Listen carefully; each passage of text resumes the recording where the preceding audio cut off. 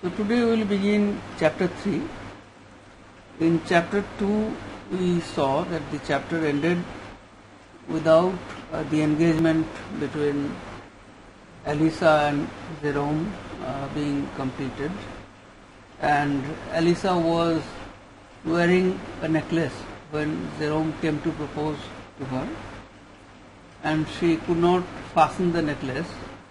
So this unaccomplished task, that is kind of symbolic that their engagement or their future marriage could not be possible. So the portrait or the cover of this edition, you may have seen, catches this moment when she attempts to fasten the necklace but she fails to do it.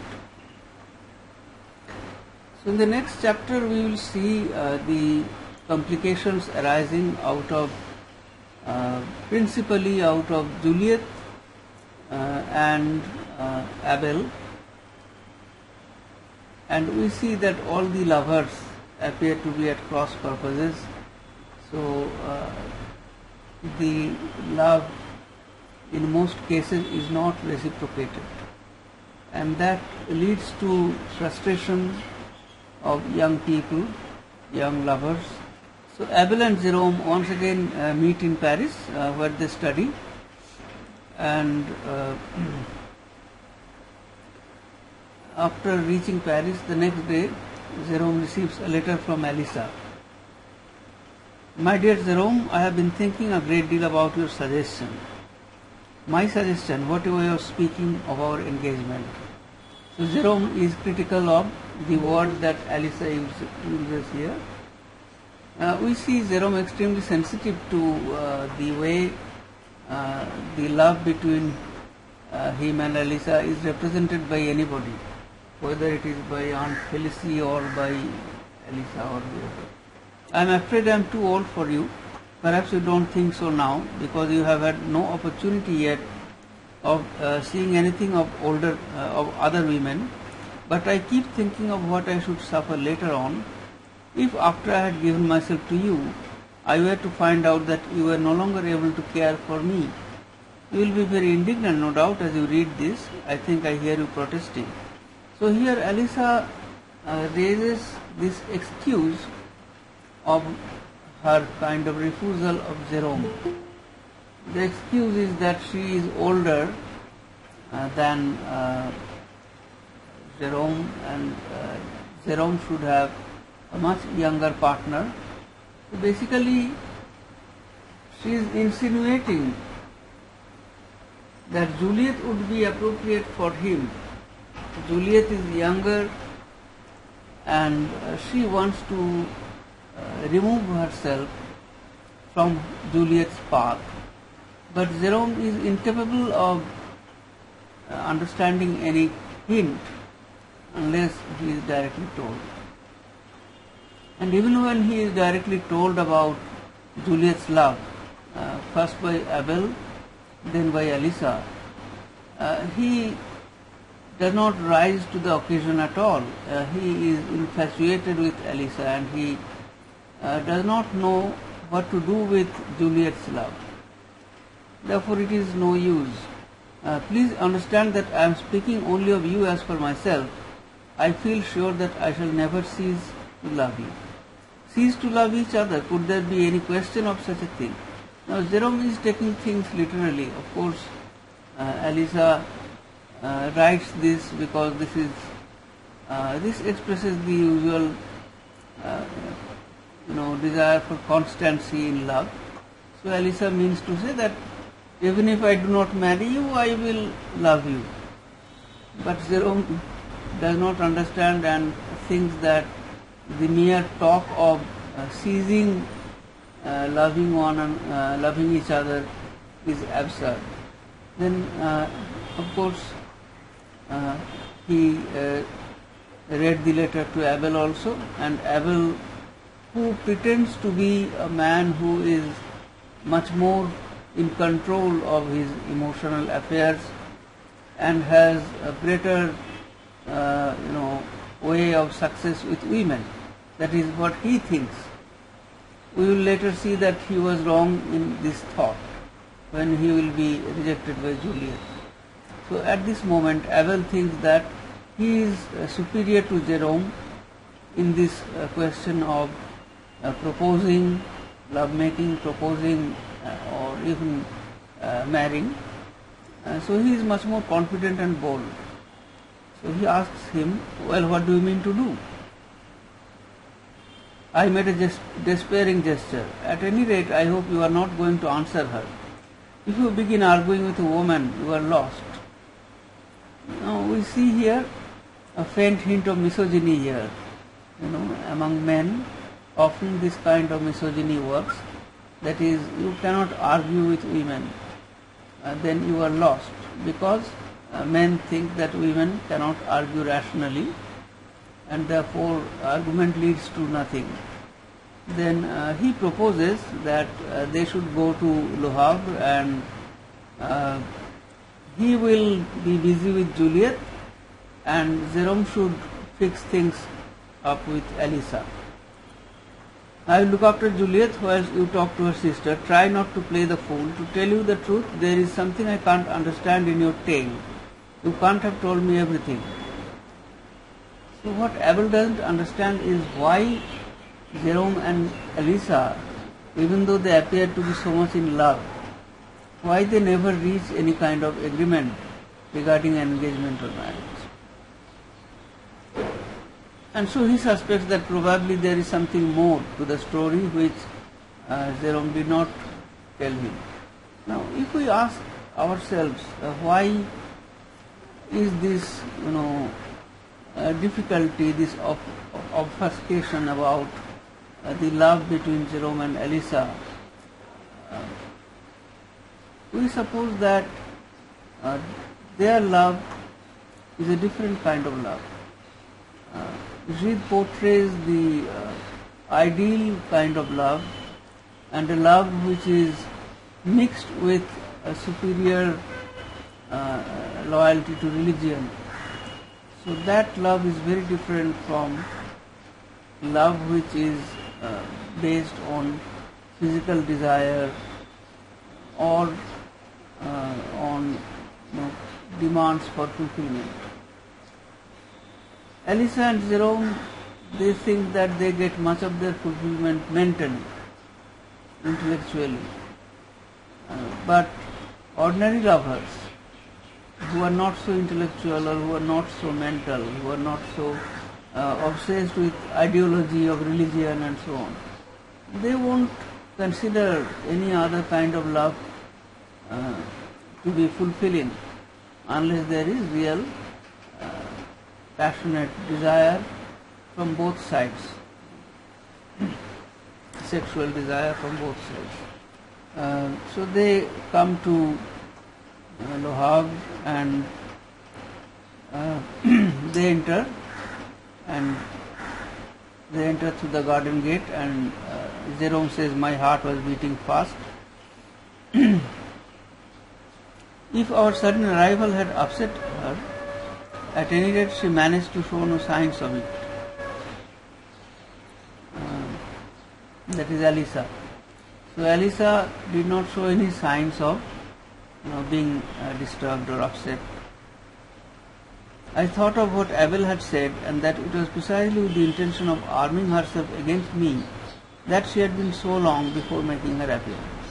So whereas Juliet comes running to them as soon as they enter, Elisa doesn't come immediately. She lingers, and she comes later. And Jerome interprets that as that she needed to arm herself against Jerome, that is, against the demands of Jerome. Now, from hindsight, we know why Elisa hesitates, why she kind of tries to remove herself from Jerome's attention, because she has by this time come to know about Juliet's passionate love. The act of overhearing in the garden is an indication to the reader that Alyssa came to know about. And therefore she wants Jerome to be attracted towards Juliet, and that is why she tries to remove herself from the scene. I thought of what Abel had said, and that it was precisely with the intention of arming herself against me that she had been so long before making her appearance. Juliet's extreme animation made her reserve seem colder still, so the two sisters were in contrast. I felt that she disapproved of my return. At any rate, she tried to show disapprobation in her manner, and I dared not imagine that behind this disapprobation there might be hidden another and livelier feeling. So he thought that Alyssa had a real deep love for him, but the disapprobation is only a facade. So here we come to know about Juliet getting offers in marriage. Immediately after lunch, Juliet took me aside and drew me into the garden. "What do you think?" said she when we were alone. "I have had an offer of marriage. Aunt Felicie wrote to Papa yesterday to tell him she had had a proposal for me from a Nims vine grower, a person who is very satisfactory in every way. She says, he met me out at some parties last spring and fell in love with me." So this man, Edward Teissier, his name, as we will know soon, he is a businessman, a vine grower. He is much older than Juliet. Juliet does not like him. They met at some party and he fell in love with her. And we will see that this man, however much he might not be idealized, he remains a constant lover for Juliet. Juliet initially rejects him by saying that she is much younger, not yet ready for marriage. And he says that I understand and I will wait. Therefore, he wants to be in the list of Juliet's suitors. And finally, of course, we will see that he wins Juliet's hand, but that only in the unfortunate circumstance that when Jerome, without knowing, cruelly rejects her, then as if in revenge, she yields to Edward Teissier and marries him. And did this individual make any impression on you? I questioned with an instinctive feeling of hostility towards the suitor. Now, you see that the first person to whom Juliet speaks about this offer is Jerome, because she wants Jerome to be animated, to be agitated by this information. But Jerome is neither, because he doesn't have still any inkling about Juliet's love for her. So he is only dispassionately asks her about her decision or her choice. And to his question, how does Juliet answer? Yes, I think I remember him. A kind of cheery Don Quixote, not cultivated, very ugly, very vulgar, rather ridiculous. Aunt Felicie couldn't keep her countenance before him.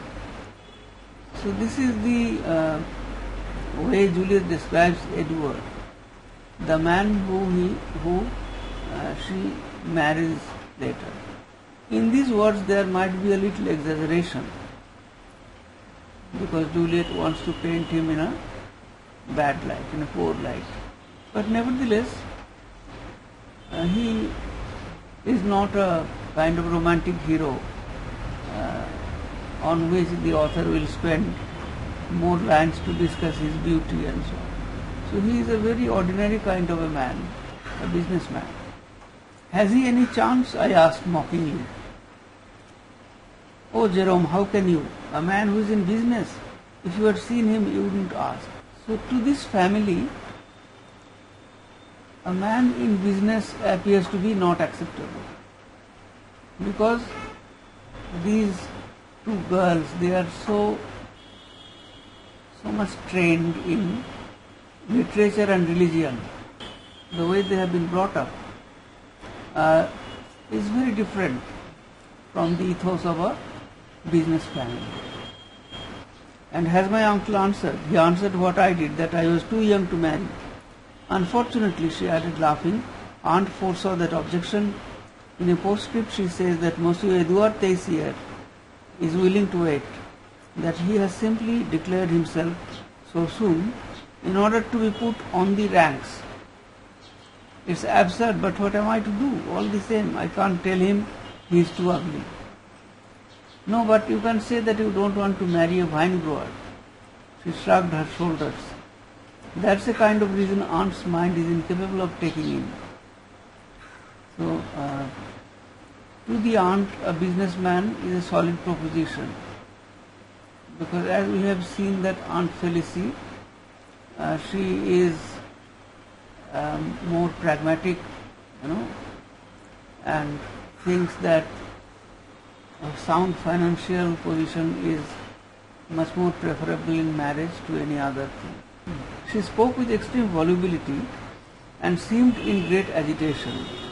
Why? Obviously because she was in love with Jerome and she wanted Jerome also to be agitated, to react. I seemed to discern a note of anger in her voice as she asked me, then what are you going to do? Now this is a question which she won't have asked if she didn't consider Jerome her lover. So there is a rival and the lover must take some action. But Jerome does not look at himself as her lover. So he doesn't even understand the question. I don't know, I answered. Now that I am here, I feel as if it would have been easier to write, and I blame myself for coming. Can you understand what she means? So Jerome thinks that she is asking about what he is going to do about Elisa. And he says that, I do not know, Elisa does not seem to respond very well, perhaps I shouldn't have come, and so on. I understand she wants to leave you free. Now this is something that Jerome utterly does not understand. And he is taken aback. Free? What do we care for freedom? And can you understand why she writes to me so? But Juliet cannot tell him that she wants you to be free for me.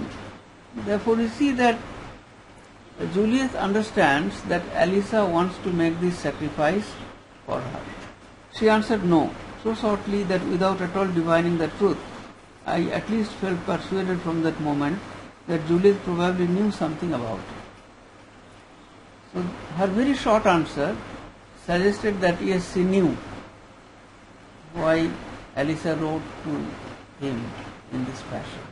Let me be now, she said. You haven't come here to talk to me. We have been together a great deal too long. She fled off to the house, and a moment later I heard her at the piano. So this cozy scene between Jerome and Juliet, which could have been a love scene, is spoilt because of Jerome's lack of understanding. And therefore Juliet ultimately goes away. Then Elisa. She was at the bottom of the orchard, picking the first chrysanthemums at the foot of a low wall. The smell of the flowers mingled with that of the dead leaves in the beech copse, and the air was saturated with autumn. So the meeting between Jerome and Elisa is always described in highly romantic terms, so that the reader does not have any misunderstanding that this is the romantic couple. The sun did no more now than just warm the espalier, but the sky was orientally pure. Her face was framed, hidden nearly in the depths of a big Dutch peasant's cap, which Abel had brought back from his travels and which she had at once put on. She didn't turn as I drew near, but I saw by the slight tremor which she could not repress that she had recognized my step. So much passes between the two of them without anyone saying anything. Jerome is constantly interpreting every movement of Elisa. "It was your letter that brought me back," Jerome said. "I thought so," said she, and then softening the sharpness of her rebuke by the inflections of her voice, "and that is what vexed me. Why didn't you like what I said? It was very simple though. You were happy, so I told you you were. Why be astonished at my refusing when you asked me to change?" So Elisa says that I do not want to change, nor do I want you to change, because as such we are happy. And therefore when I refuse to change, that is change the status quo by engagement or any other means, then why do you not accept it? And indeed I felt happy with her, so perfectly happy, that the one desire of my mind was that it should differ in nothing from hers, and already I wished for nothing beyond her smile, and to walk with her thus hand in hand along a sun-warmed, flower-bordered path. So what do we make of Jerome here? He was a die-hard idealist. He felt that he was very happy with this kind of conversation with Elisa and didn't want anything more. He just wanted to be in harmony with Elisa. So whatever Elisa wanted, he also wanted the same. He didn't want anything more. So you see that in this kind of relationship, the whole physical question is eschewed. It is left out. The question of physicality in love. We know the motive of Elisa, but Jerome doesn't have any motive to be platonic, nor is he a saint. Therefore he appears to us to be foolish or romantic. He wants to give away his physical demands just because she was not encouraging those. But among lovers, that is very absurd. Therefore, we would say that Jerome was being romantic and idealist. On the top of that, he didn't understand Elisa's motives.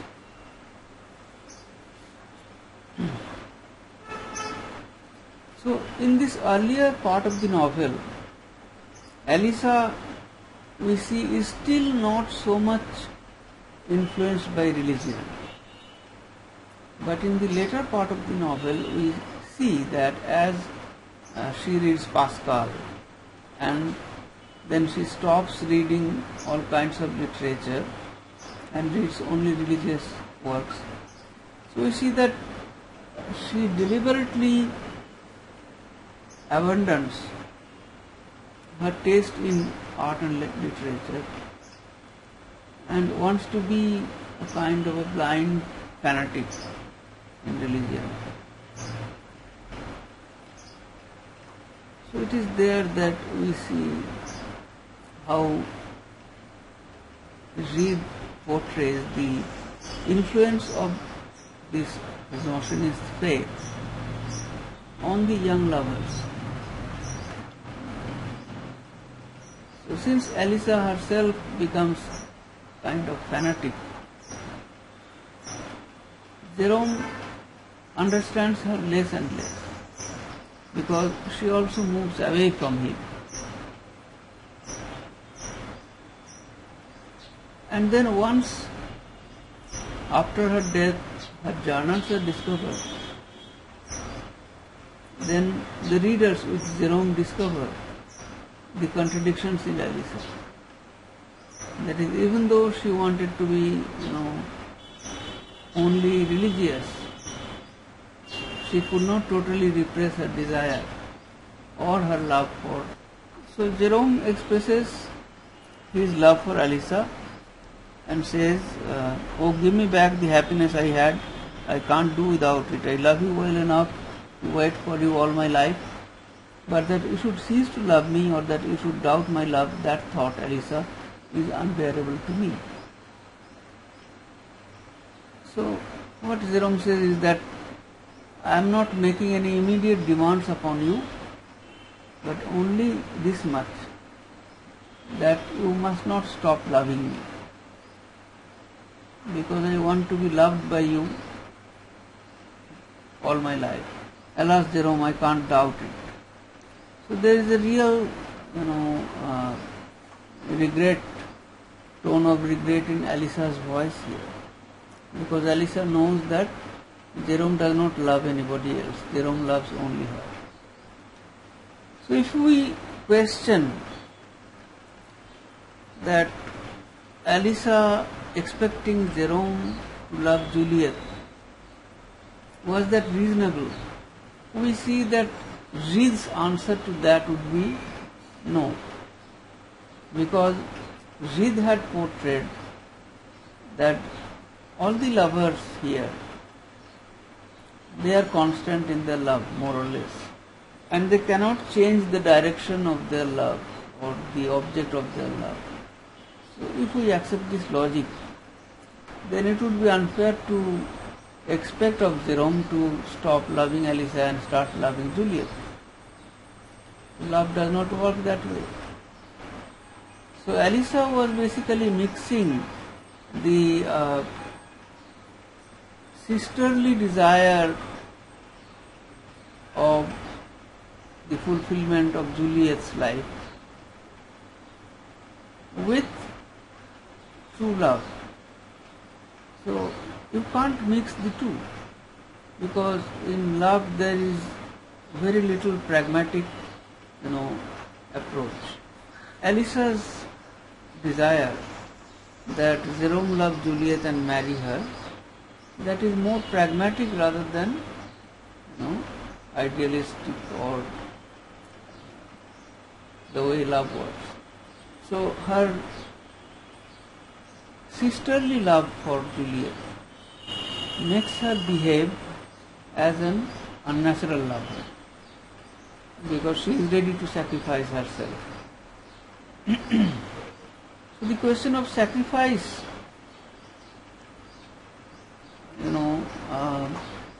raises several issues. Not all the characters in the novel want to sacrifice. Juliet was perhaps more or less mentally prepared that Jerome would not love her and would marry her sister instead. So we will not call that sacrifice. She had no option. Jerome did not love her. Therefore, in Alisa, Gide creates a character who has the components of a martyr, a person who sacrifices her life for others. As we see in the Christian canon, saints and martyrs, they sacrifice their lives for the community. Here, of course, it is not the community. Here, it is the more personal, because Alisa wants to sacrifice for her sister. But she has the makeup of a martyr, and later when she deprives herself of all sexual enjoyment, then she takes up the features of a martyr more and more. Jerome goes back to study at the École Normale Supérieure in Paris. The École Normale was not at the time what it has since become. Its somewhat rigorous discipline, irksome only to young men of an indolent or refractory disposition, was helpful to those whose minds were bent on study. I was glad that this almost monastic way of life should preserve me from the world, which at best attracted me but little. The knowledge that Alyssa feared it for me would have been enough to make it appear hateful.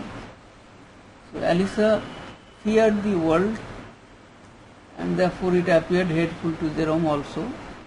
And as Jerome was drowned in studies, he became, less and less, or he became separated from the world. He lost interest in the world.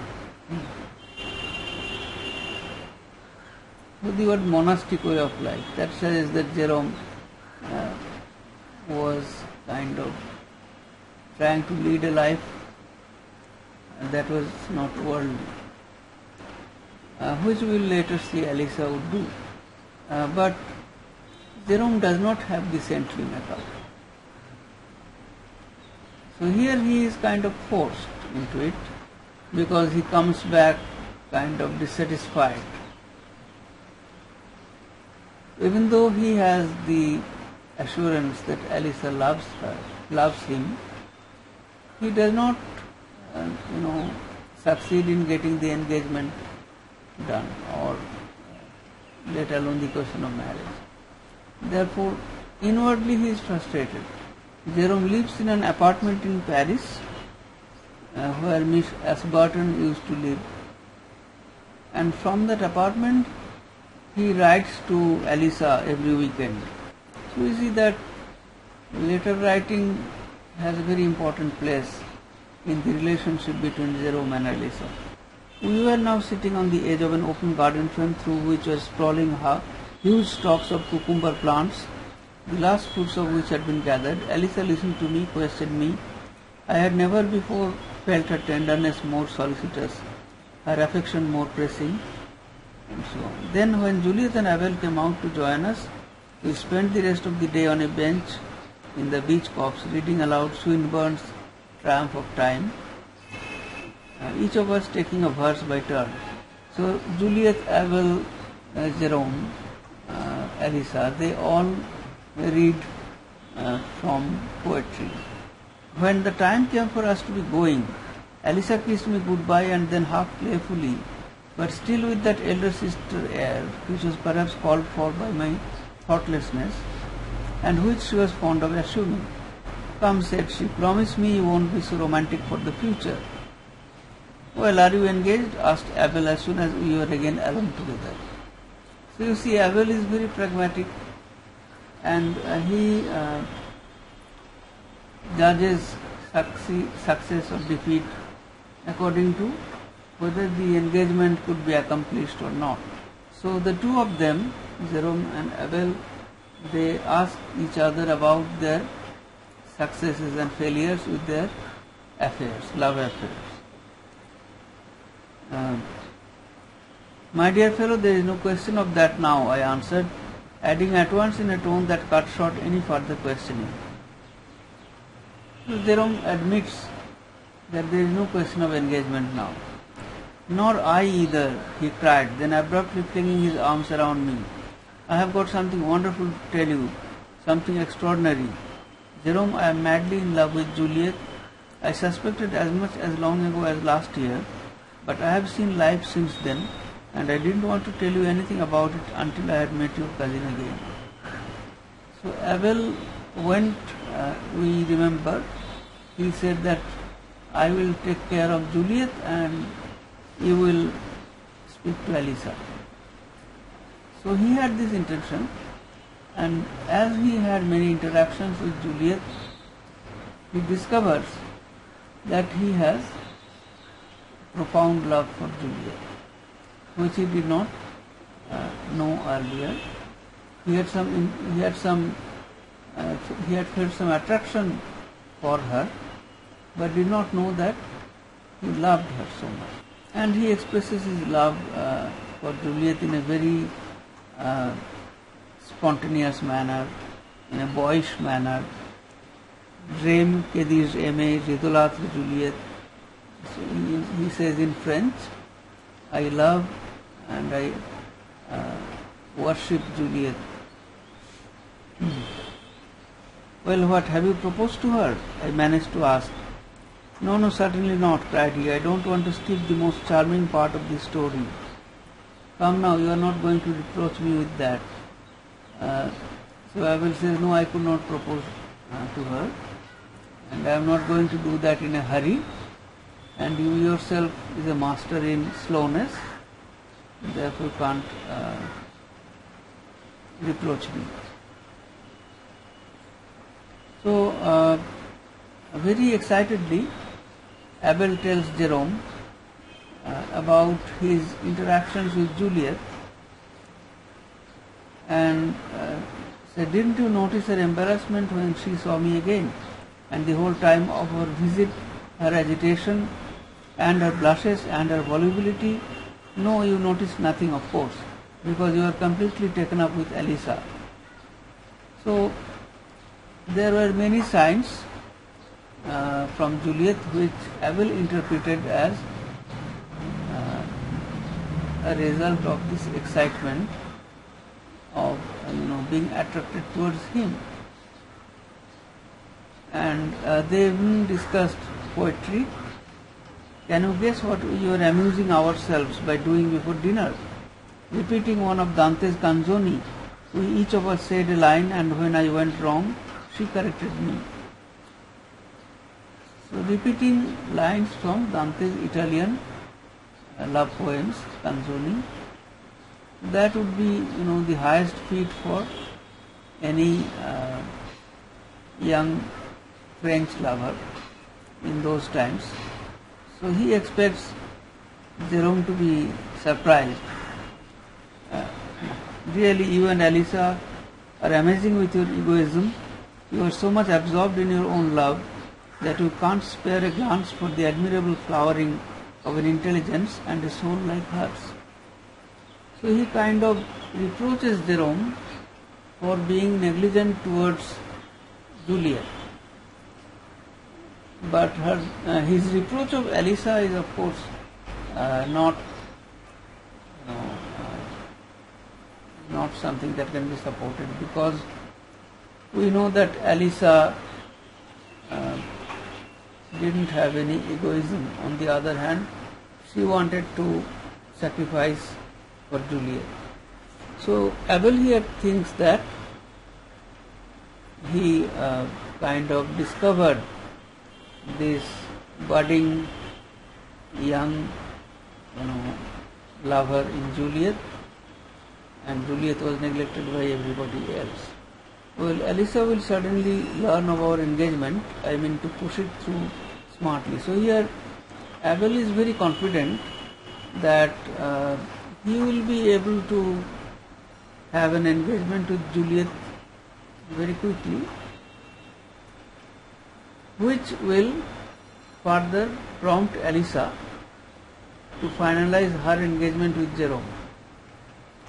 So this is something very sad, because later we know that none of these happened, and Abel's confidence was totally misplaced. So Abel thought that Juliet would not be able to resist him, but we will see that when he tries to persuade her, then he realizes that Juliet loves only one person in life, and that is Jerome. Therefore the question of his being engaged to Juliet, and that will allow Elisa, who is waiting for her sister to get married first, that will allow Elisa to marry Jerome, that doesn't happen. And do you know what will happen? Why, I shall get you Elisa's consent by force of our example. You can't pull it off for yourself, but we shall persuade her that we can't get married before you. Some more information about Abel at the bottom of this page, page 48. Abel, for whom the schoolmaster's profession had no attractions, and who thought he was born to be a writer, would rapidly earn the fortune of which he stood in need by a few successful plays. As for me, more attracted by learning itself than by the thought of any gain that might accrue from it. My plan was to devote myself to the study of religious philosophy, of which I purposed writing the history. But what avails it now to recall so many hopes? So Abel thought that he would be a writer of plays and make money. And Jerome thought that he would write serious books of history of religion of philosophy, religious philosophy. So all these of course do not mature. But at this stage we see their understanding of themselves was very incomplete. So chapter 3 ends, and in this chapter we see the case of